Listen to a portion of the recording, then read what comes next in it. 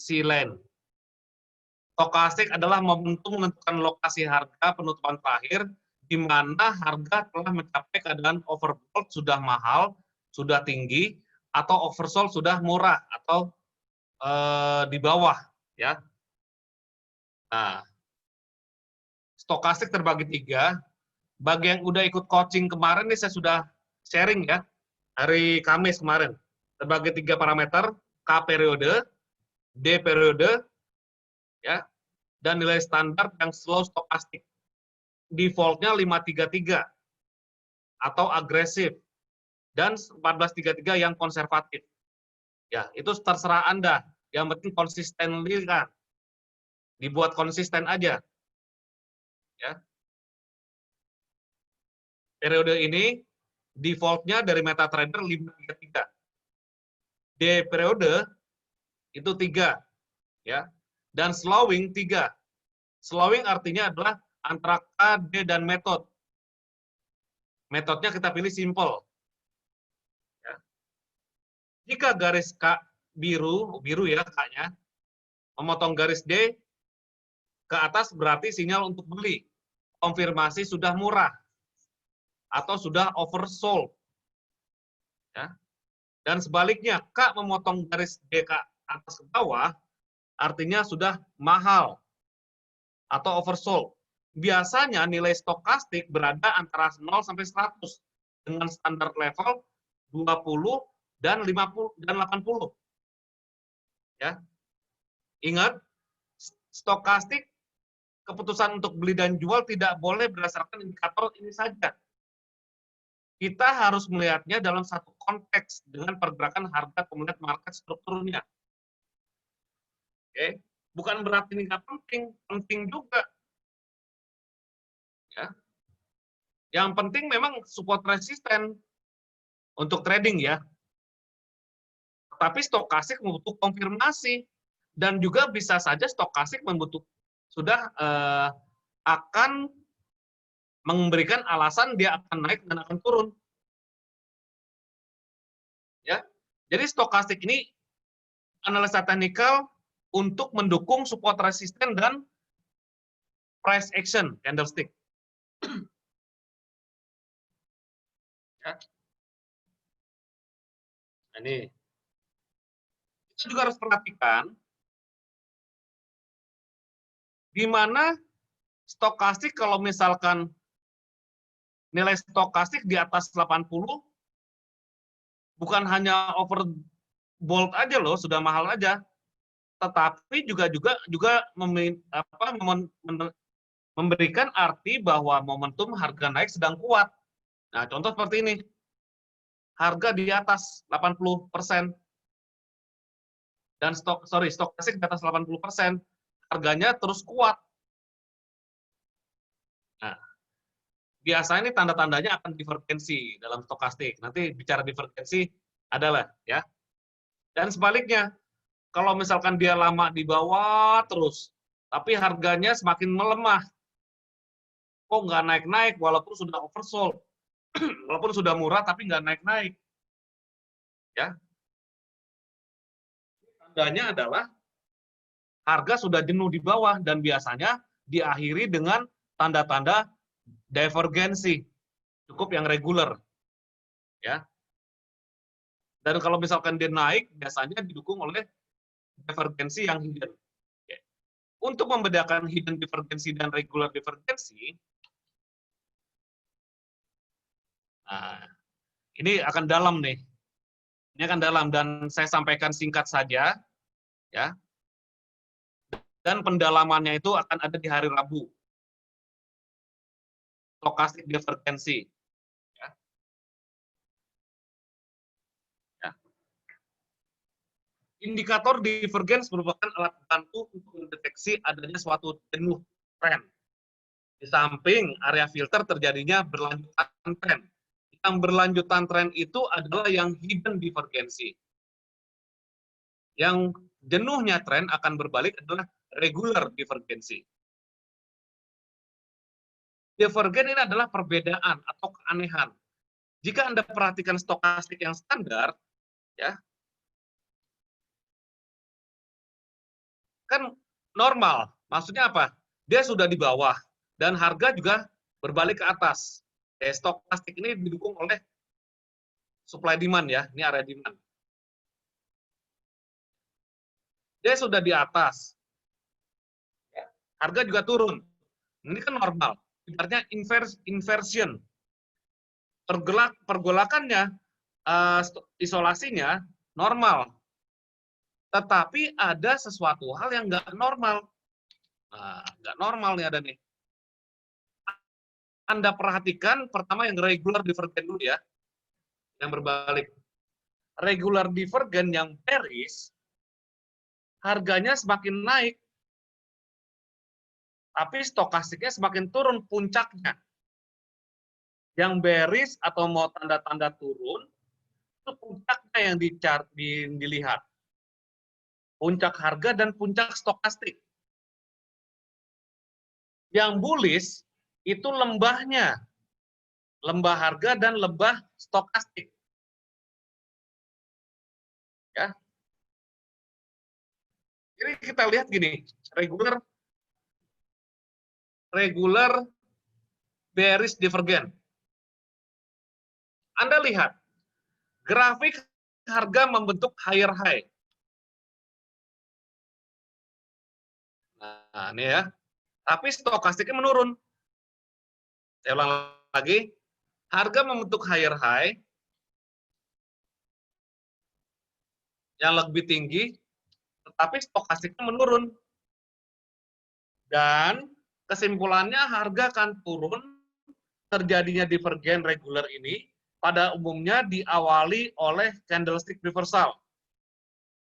Ya, makanya dari sini harga itu akan berlanjut turun. Akan turun. Ya. Bearish artinya akan terjadi penurunan. Stokastik regular divergen ini adalah sebagai kacamata ya, pandangan ke depan. Kalau melihat kondisi seperti ini, harganya terus naik, dan stokastiknya semakin menurun, puncaknya, ini tanda-tanda akan turun. Tanda-tanda akan berbalik. Mau itu gunakan stokastik 533 atau 1433. Bedanya kalau 533 sudah ngasih konfirmasi lebih dulu. Yang kepo udah dapat dulu informasi.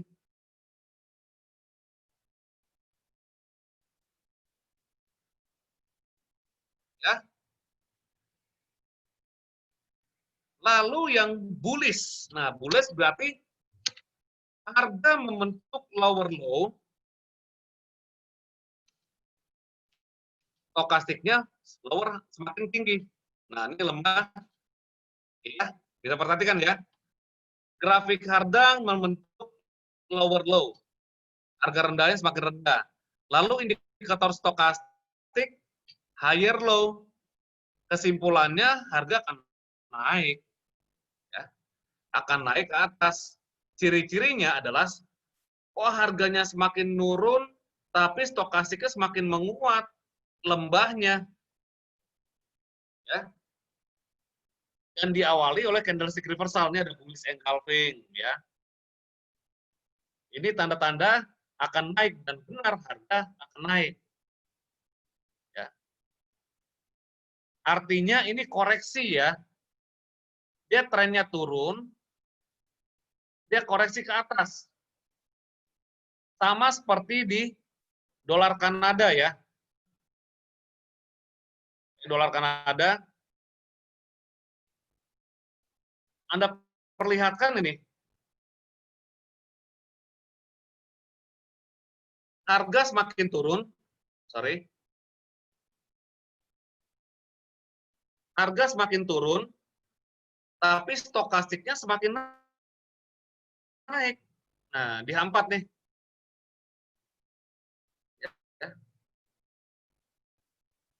Lembah harganya semakin naik.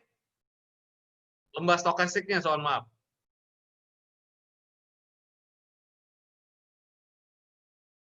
Ya. Ini tanda-tandanya dolar Kanada akan naik. Naiknya sampai berapa? Ya, targetnya 61% Fibonacci, ya, 50% Fibonacci. Tetapi ini globalnya sedang turun loh. Ingat gelombangnya sedang turun. Ya kita lihat Fibonacci-nya aja sudah menurun ke bawah. Kita dari atas ke bawah. Oke. Gelombangnya sedang turun. Nah, tapi dia akan koreksi ke atas. Ya. Kalau supply dan demand drop, base, rally kemungkinan. Ya. Drop, base, rally. Ya. Ini drop, base, rally. Rally, base, drop. Ya. Itu supply demand. Ini saya sambil mengulang kembali ya, supaya Anda tidak lupa. Ya. Nah, itulah stokastik regular bearish divergent dan stokastik bullish regular bullish divergent.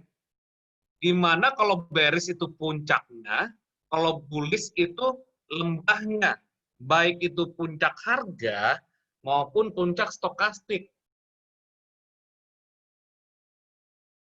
Dan dipahami? Mohon silakan bertanya dulu.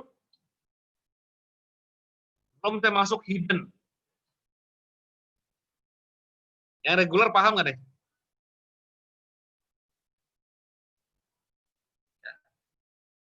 Romi biasa paham nih. Pak Romi biasa dengan divergensi ya.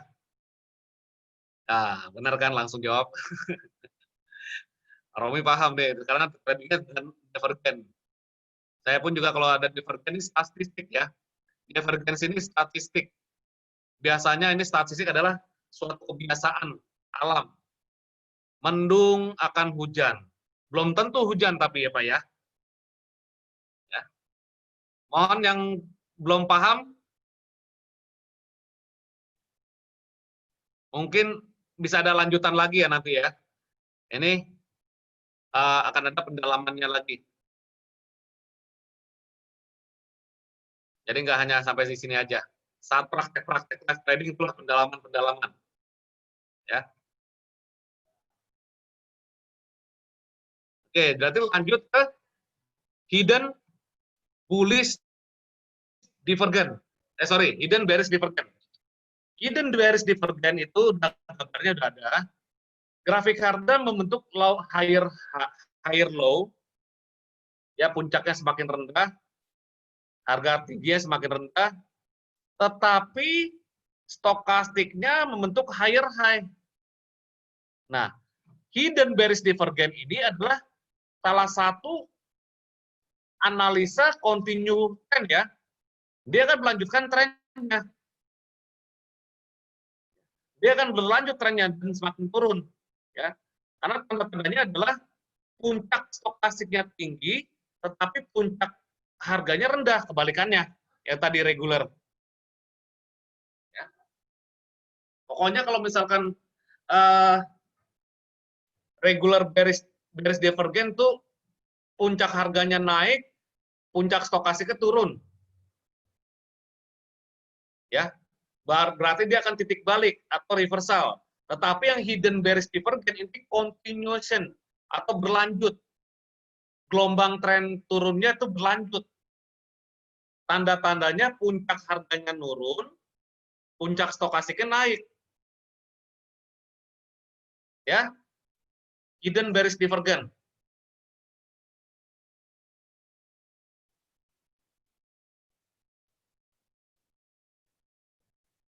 Paham ya? Atau sudah ngantuk ya? Emang sudah panas, nanti ada pendalaman lagi ya. Sementara nanti sampai jam 8 kita. Ya. Dan hidden bullish divergent, sebaliknya, harganya semakin naik, lembahnya, ini bicara lembahnya ya, lower high, tetapi stokastiknya lower low.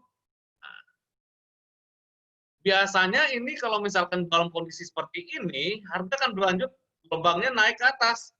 Karena gelombang stokastiknya semakin turun. Ini ada dua nih. Ya, ada dua kemungkinan nih. Ini udah terjadi. Yang belum terjadi, nah nih, ini puncaknya semakin tinggi, puncak stokastik semakin rendah. Ada regular, ada hidden ya, pada Aussie dollar. Lihat, Pak Robi, ada hidden dan ada regular ya. Mr. Divergen lah, saya panggil Pak Romi Mr. Divergen.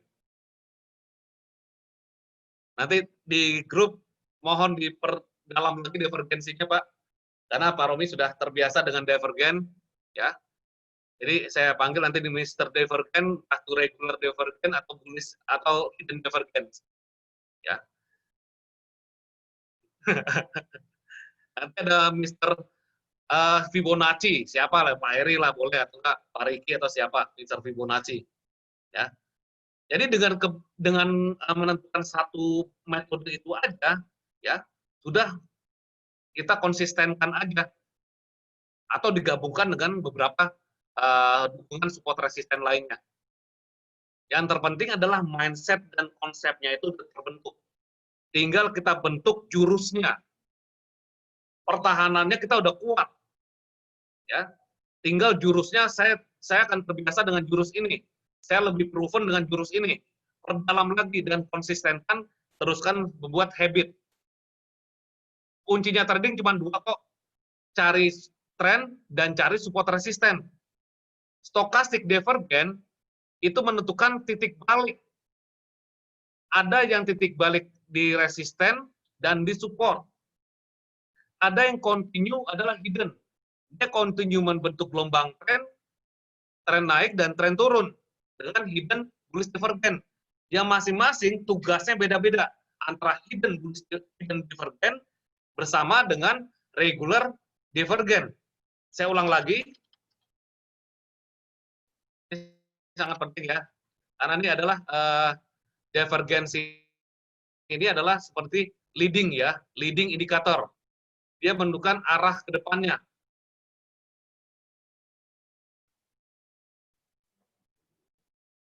Ya.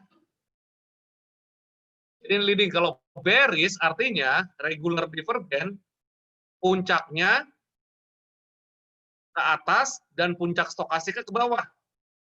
Kalau bearish hidden divergen, sebaliknya puncaknya ke bawah, puncak stokastiknya ke atas. Puncak harganya ke bawah, puncak stokastik ke atas. Regular bullish divergen, lembah harganya turun, lembah stokastik ke atas. Hidden bullish divergen, lembahnya naik, lembah stokastiknya turun. Itu membedakan. Karena menggunakan divergen ini proven. Sebagai acuan kita warning ya. Contoh gini. Misalkan Anda ambil posisi buy. Nih. Ini juga misalkan sangat penting nih.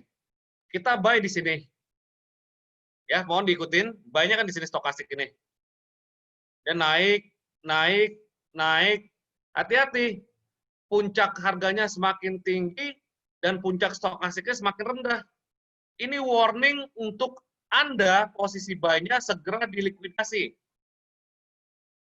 Sekali lagi, jika ada posisi buy, ya, tiba-tiba ada regular bearish divergen, posisi buy kita harap lekas dikeluarkan atau likuidasi atau di quit atau di taking profit. Karena apa? Setelah divergen biasanya dia akan jatuh. Jadi keluar dulu. Ya, ini untuk tanda-tanda warning juga ya. Regular divergen. Ya. Dan juga kalau misalkan dia sebaliknya, Anda ada posisi buy, ada posisi sell, karena trennya kan turun. Anda sell di sini, terus turun, profit, profit, profit, profit, profit. Perhatikan, kok harganya aneh ya? Ya, harganya semakin turun, tapi stokastiknya semakin naik. Nah, perhatikan ini. Anda lekas keluar posisi sell-nya. Jangan didiamkan terus. Intinya tanda-tanda ibaratnya Anda buka lapak di pinggir jalan, tiba-tiba mendung, apakah Anda diam aja? Sama seperti lihat stokastik regular divergen. Anda ambil posisi sell, tiba-tiba ada tanda-tanda regular bullish divergen, apakah Anda diam aja?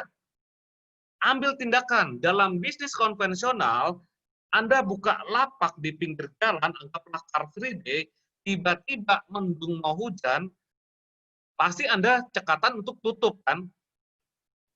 Dalam trading juga sama. Karena bicara regular divergen ini adalah statistik, dia akan berbalik arah. Beda halnya dengan hidden. Kalau hidden adalah bagaimana untuk menunjukkan tren. Nah, pendalaman hidden nanti saat live trading ya, untuk memasang kita bagaimana menginput pending order ya, untuk menginput untuk trading plan kita ya, maksud saya seperti itu. Oke, ada pertanyaan? Oke, tips untuk penggunaan stokastik. Nah, nih. Ya. Untuk meminimalisir false signal agar menerapkan cara membaca stokastik. Jangan lakukan analisa teknikal di satu time frame saja. Ya. Jika kita eksekusinya di H4 atau di H1, lihatlah time frame ke atas. Jangan di bawahnya, maksud saya. Dan jika kita time frame di H1, lihatlah momen oversold pada time frame H4 atau H1 sebelum melakukan eksekusi. Yang kedua, sebaiknya gunakan indikator atau metode analisa teknikal lainnya pendukung. Contoh, price action atau indikator lainnya seperti moving average. Atau ya gunakan support resisten ya.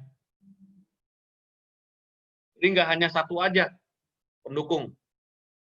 Dan Anda bisa tambahkan level 50% untuk konfirmasi jika divergen. Nah, kemarin saya sudah sharing ya.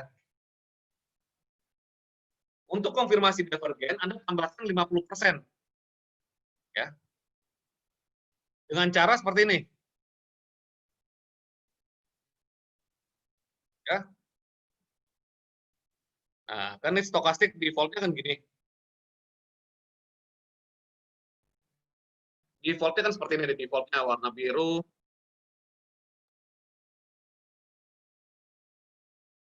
Oke, default-nya kan seperti ini. Untuk mengetahui dia sudah masuk ke 50%, ya, artinya dia akan berlanjut ke atas, tinggal klik kanan Fibonacci, stokastik, lalu levelnya ini masuk ke level F50. Udah gitu aja. Levelnya tambah 50, mau tuh di handphone maupun di tab atau di komputer. Nah, ini udah masuk di 50%. Artinya konfirmasi dolar Kanada itu confirm dia akan naik. Ya. Karena sudah terjadi regular bullish divergen. Tapi dia ada koreksi ke dalam, ya, koreksi lagi ke dalam, karena keburu ditutup pasar, ya dia berhenti. Ya, tambahkan 50%.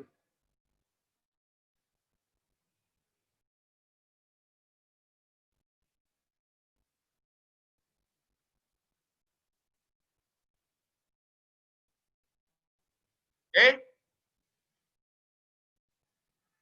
mohon responnya. Nah, ini PSC ya, ada hammer, buy di sini, swing low, stop loss, targetnya next resistance. Ulang lagi, PSC adalah pivot stochastic candlestick. Jika Anda lihat hammer, bullish engulfing, atau price action lainnya ya, yang dia reversal, di area support, atau pivot support resisten, lalu stokastiknya sudah oversold, ya, artinya boleh beli. Nah, kita buy di sini, buy, lalu stop loss-nya di last swing low, ingat last swing low ya, targetnya adalah next resistance sebagai TP. Ini target, reward, ini risk ya. Antara risk dan reward itu 1:2, minimum 1:1 lah, 50-50. Ya. Sell juga sama, ada shooting star atau apa, candlestick reversalnya. Nah ini market eksekusi ya, bukan pending order ya. Jadi market eksekusi langsung. Stop loss-nya di sini, reward-nya di bawah. Ya.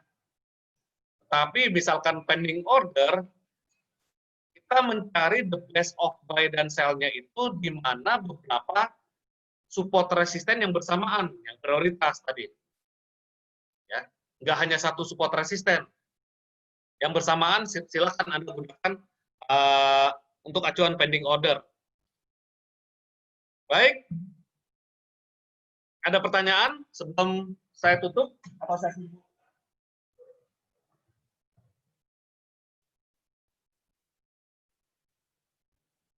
Makin panas ya, nih. Bagi yang baru, makin pusing ya. Gak apa-apa, nanti besok ini ada pendalaman lagi, pelan-pelan aja. Ya, nanti dilatih, ya, dilatih cara penggunaan MetaTrader. Jadi lanjut ya.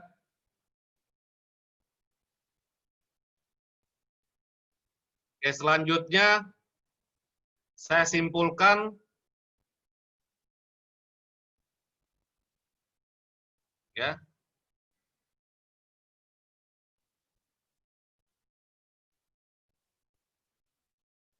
Untuk melakukan pending order ya.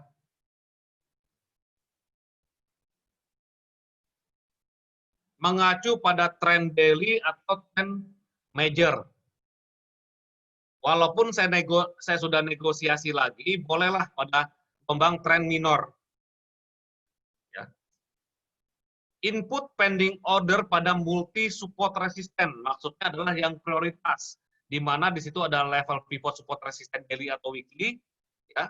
Ada supply demand, ada Fibonacci retracement, trend line dan macam-macam, minimum 3. Ya. Tadi kita praktekkan. Dan saat praktek live trading itu saya sering sekali melakukan hal yang ini. Ya.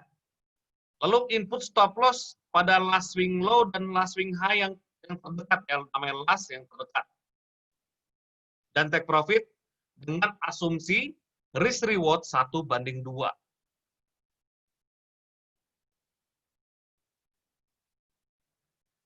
Ya. Jadi kuncinya seperti itu. Kita ngikutin gelombang, tadi kita udah praktek ya. Gelombang ini gelombang turun ya. Di time frame H4. Kita sell-nya di mana? Boleh di area ini 50% Fibonacci, di mana di sini ada beberapa, ada history ya. Plus inilah, anggap karena rata-rata. Di sini ada history, support become resistant. Dan di sini ada area supply, ada mother bar dan ada set bar. Ya, sini. Ini area sell. Ada Fibonacci 61%.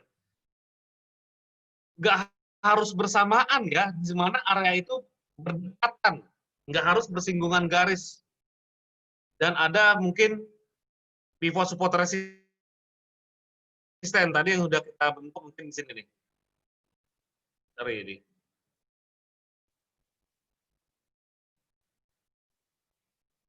Ya. Tadi di mana? Di contoh ini ya.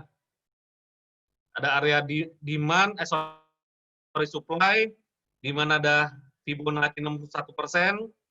Ini stokastiknya juga divergensi, ya, berpotensi divergensi kuat, dan ada resisten 3. Sorry, ini resisten 2 ya. Resisten 2 di sini. Ya. Jadi, kesimpulannya input entry pada pending order ya, di mana di situ ada beberapa support resisten yang jadi prioritas. Ini yang bersamaan lah, ya. Jadi titik pentingnya adalah mungkin yang pertama yang jadi prioritas adalah Fibonacci, contoh. Nggak ada urutan-urutan ya. Lalu yang kedua ada supply demand, ya. Yang ketiga ada moving average 200. Yang keempat mungkin ada namanya historical record, bahkan ada round number. Ya. Jadi ikuti saja gelombang harga, follow the trend by bidding untuk pending order tadi. Ya. SOP dalam trading. Ya. Pertama, gunakan, ini udah sering kali didengar ya, time management, waktunya sudah dapat, pada pergantian grafik 4, sesuaikan dengan rutinitas kita, maksimum 1 jam di depan monitor, ya, dalam schedule trading kita. Lalu yang kedua, gunakan manajemen emosi. Kendalikan dulu emosi Anda, kondisi fisiknya fit, tidak stres atau tidak ada masalah, kan Anda bisa lakukan siap untuk observasi di pasar. Ya. Pertama, mungkin bisa baca berita sebagai filter, lalu tentukan pair yang Anda jadi pilihan, mungkin euro dolar atau pound sterling dolar, lalu tentukan tren. Nah, observasi pasar ini udah termasuk hitungan money management ya. Ya. Udah masuk hitungan money management, kira-kira berapa lot yang Anda mau tradingkan. Ya. Tentukan juga tren pasar dari pair tersebut mengacu pada grafik H4 dan D1. Ya. Gelombang H4 atau gelombang H1, D1. Ya. Cari level support resisten yang baik dari level area dan indikator sebagai bahan baku entry kita, mengacu pada tren pasar di pair atau komoditas yang kita tradingkan. Gunakan pending order atau market execution mengacu pada tren. Nah, dan support resisten. Kembali lagi dua aja, mencari tren dan mencari support resisten. Metodenya macam-macam jurusnya. Gunakan money management dan manajemen kapital atau manajemen kapital mengacu sesuai lot yang ditradingkan. Ya. Dan input stop loss dan take profit demi mempertahankan modal dengan risk reward acuannya 1:2 atau terburuknya 1:1. Mesti ada negosiasi loh nih. Nggak kaku-kaku amat. Yang penting risk reward-nya jangan 2:1. 1:2. Kenapa? Yang pertama adalah risk-nya dulu ya. Risk-nya 1, reward-nya 2 gitu loh. Ya. Ya inilah SOP. Sebelum trading tuh atur dulu manajemen waktunya. Setelah manajemen waktunya sudah dapat, jam berapa saya harus bisa trading, schedule-nya sudah ada, kendalikan dulu emosi. Nah, udah kembalikan emosi, baru observasi pasar.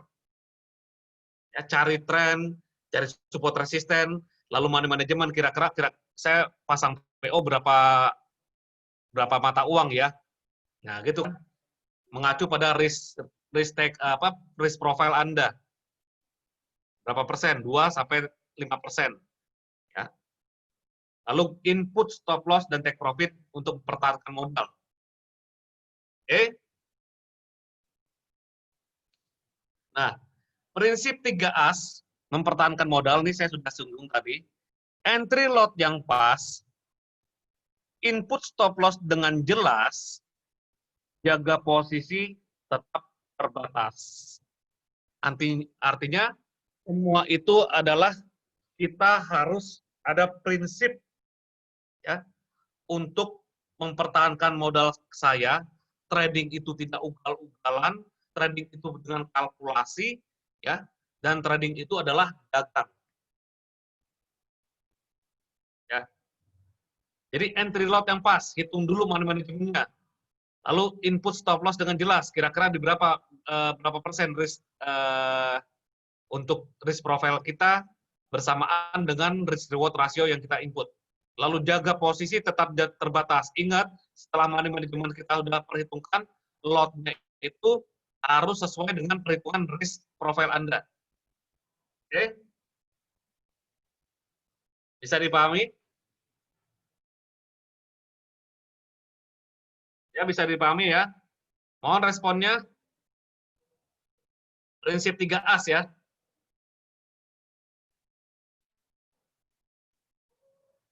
Ya.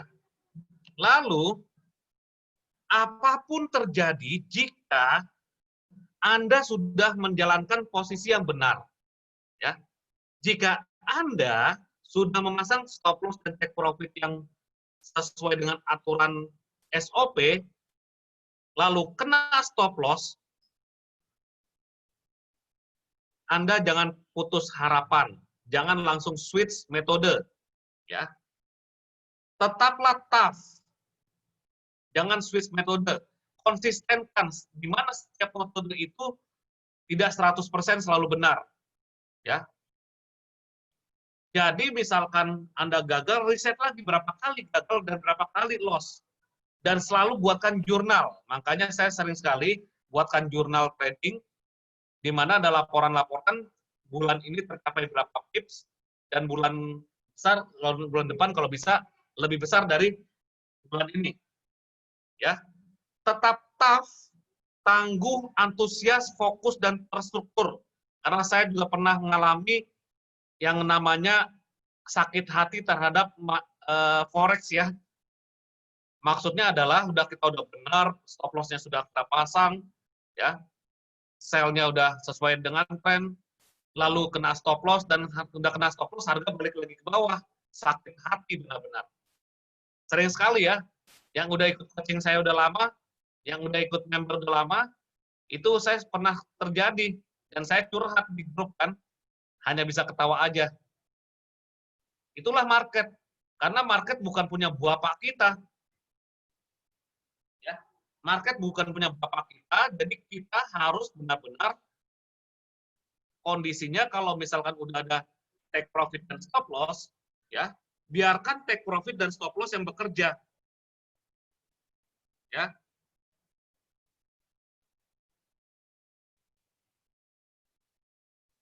Tangguh, antusias, fokus, dan terstruktur. Nah, ini prinsip loh, tough, makanya mantap, ya. Oke, terakhir saya sampaikan ada quotes, ya. Tradinglah dengan sisi keunggulan. Yang pertama adalah mengelola resiko, konsistenkan, ya, dan tetaplah simple. Nggak perlu ribet-ribet lah ya, trading itu. Ya. Nah, gambaran ini saya dulu pernah full time trader di rumah. Jadi saya gunakan 3 PC, 4 lama laptop. Wah, capek memang 24 jam depan monitor, ya. Dan akhirnya saya terpikir lebih baik dari 1 PC aja dengan monitor yang ada 2 atau 3, ya. Jadi seperti itu, ya. Tradinglah dengan sisi keunggulan.